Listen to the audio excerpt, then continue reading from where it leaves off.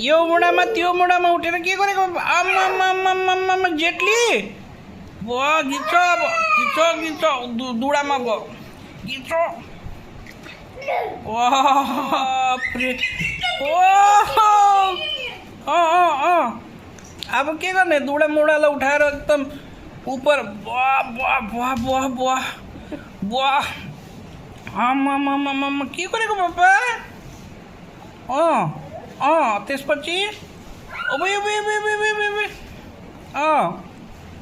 अनि त्यसपछि सकेन